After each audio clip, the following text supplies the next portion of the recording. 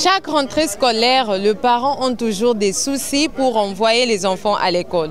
Est-ce que cela n'est pas dû à l'impréparation ou cela est dû aux difficultés financières dont font face le parent? Bienvenue à votre magazine Expression populaire. Vous avez vite compris qu'aujourd'hui les Kinois s'expriment sur la rentrée scolaire. Sans plus tarder, suivons les différentes interventions et retrouvons-nous tout juste après.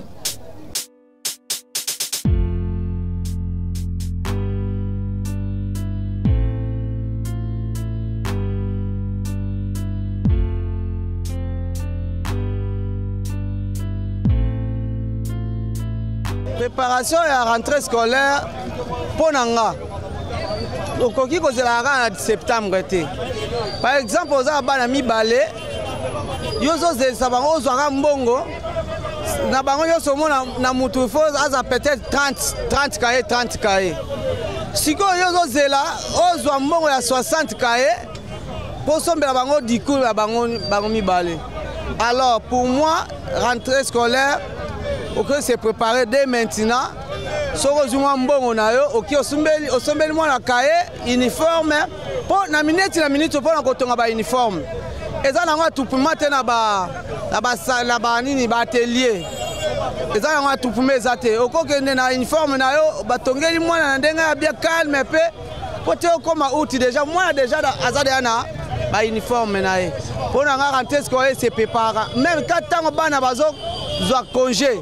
Ndé moment à préparer déjà rentrée scolaire. La minute yo tika maman.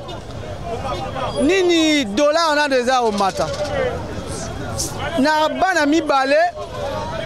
Na bana mi balé, il faut par exemple rentrée scolaire $100. Na kosomaka bakaye na babiki banini. So kende dollars combien? Si on a bekolo ba exige il faut qu'à compte. On peut avancer à $150. So deux ban il faut aux à $300. Ozomona ezo troublé mutu, ezo troublé so papa mutu. Au foot andaku. Au foot à rentrée scolaire ya bana, au foot ya bango compte na classe.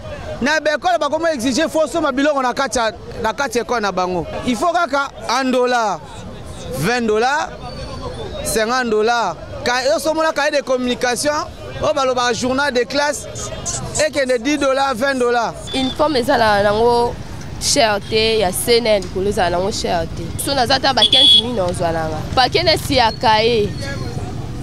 Nde na somba kamena yebite la minute oyo ndenge komi po paquet akaye ngana bando somba na enfant paquet akaye ba 12 000 paquet akaye 12 500 mais na mte na sali na yebi na mpete na minute oyo soki ekomi combien déjà na ko pesa message pa ba parents na oyo ki azani na makoti amoni ke ngana zana ngo akiko bomba ta sali mwana e déjà. Pour exemple, mususu azana ya mususu kutu avant que se kanga bakanga place déjà ça est là qui coûte dia moi na ya rentrer au moni biso ba olo kwa pe tozo luka pe nani nesinga na ngai na préférer ki na ngai nde nazo sala boy oya muke na ozwa na koluka na avancer nanu si classe fuama mais conseil do pesa ka ba parents o azana ngwa yebi azana ngonani asali nani poto yebi na mte. L'éducation reste le pilier du développement de chaque pays. Un pays qui se veut avancer doit investir dans son éducation. Moi, je pense qu'il n'y a pas de mois qui soit peut-être assez précis pour préparer la rentrée scolaire des enfants. Mais c'est relatif, hein? Tout dépend de la gestion ou de la disposition financière d'un parent à un autre. Mais de préférence, la prévision reste, je crois, la meilleure option. Il faut toujours prévoir les choses bien avant pour ne pas gérer les aléas et le risque de ce qui peuvent en découler. Donc moi personnellement, j'encourage tous les parents à prendre des dispositions économiques, c'est-à-dire gérer ce qu'ils ont pour parvenir à anticiper et puis gagner de l'espace. Il ne faut pas seulement attendre lorsque ça sera tout prêt pour prendre le temps d'organiser les choses. Dans la conjoncture actuelle, nous devons vivre dans le pays. Nous devons préparer des choses, mais nous devons même petit septembre. Pour aux autres, la conjoncture actuelle, ce n'est pas facile. Bon, la circulation au monde en Athènes, bon, exact.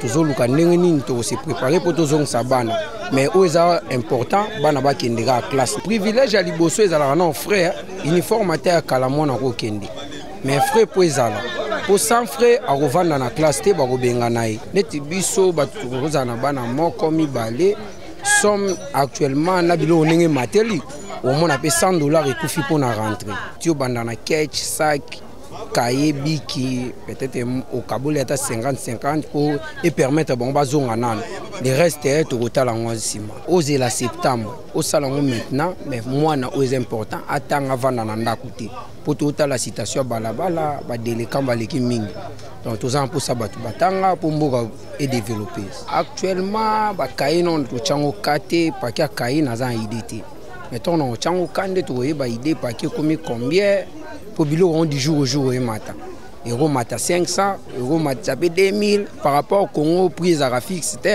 na milieu kutani na onde prix au sombela yango rentrée scolaire kalate et banda e bon maman alukaka abunda pona bana na ye kotika bana bongo te banda ko préparer malembe jusqu'à maintenant to koma na 9e mois moi biloko bana no ekoki ya classe e kotika la moi ko futa ba minerva nzamba yebi ndeni na opesi la biso et alors na moment oyo biloko ezala moi bien par rapport sur 9e 8e mois to bandi ba rentrée scolaire ya to koma na 9e mois bana ba banda classe ezala moi passe ba difficulté ya ka makasi et alors tango zo mbongo yeba ndeni ni ya ko épargner pour sombela moi lipapa moi saki moi uniforme o bando tongisa et kozala bien na moment auto traverser dans moment difficile mbongo e mato jour au jour tango zuma mbongo muke sombela moi kayo bwaki oza na bana 4-10 osala rentrée scolaire mbala moko ozwa possibilité na wapi peut-être oza na possibilité mais ba musuba oza na possibilité osala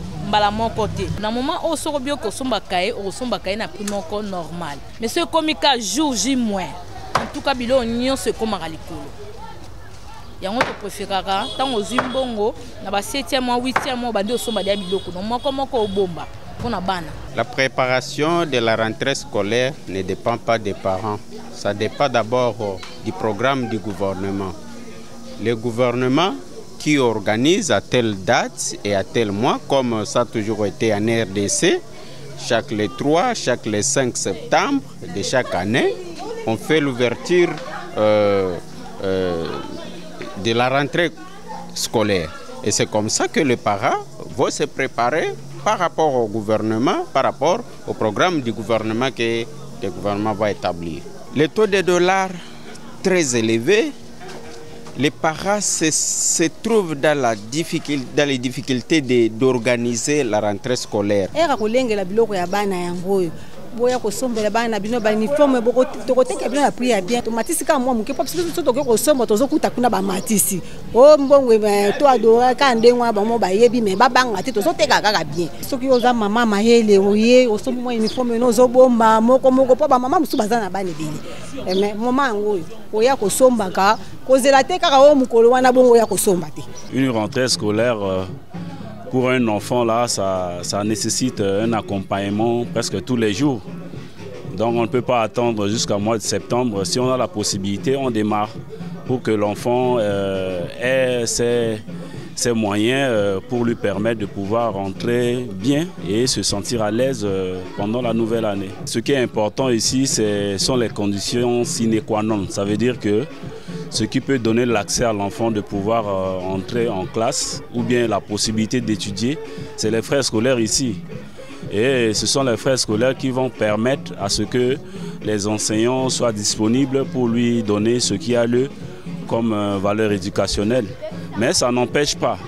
On ne peut pas toutefois privilégier les frais scolaires sans pour autant donner les moyens comme les documents à l'enfant.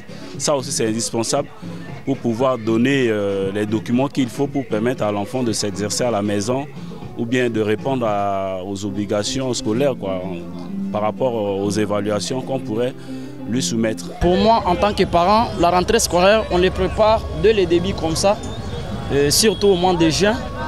On les prépare déjà juin, juillet. On prépare. On ne peut pas entendre dans le mois de septembre parce que nous sommes en train de voir ce qui se passe dans notre pays. D'abord, nous sommes un pays.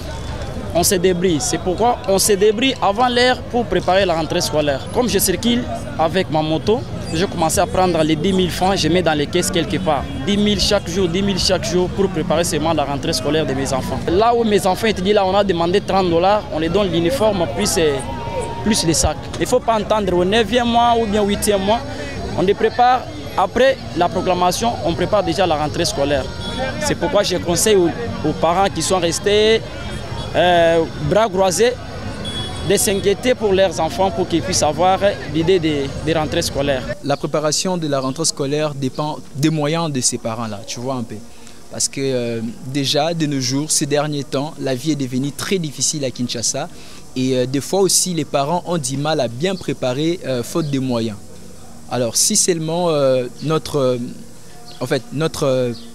gouvernement pouvait faire en sorte de bien payer les fonctionnaires, veut dire les parents, vous verrez que les parents seront en mesure, seront capables de bien préparer la rentrée scolaire de leurs enfants.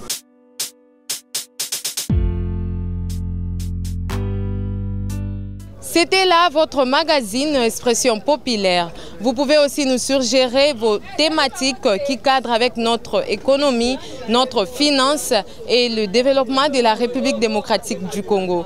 Merci à Junior Bolamba pour ces belles images. Quant à moi, je vous dis au revoir.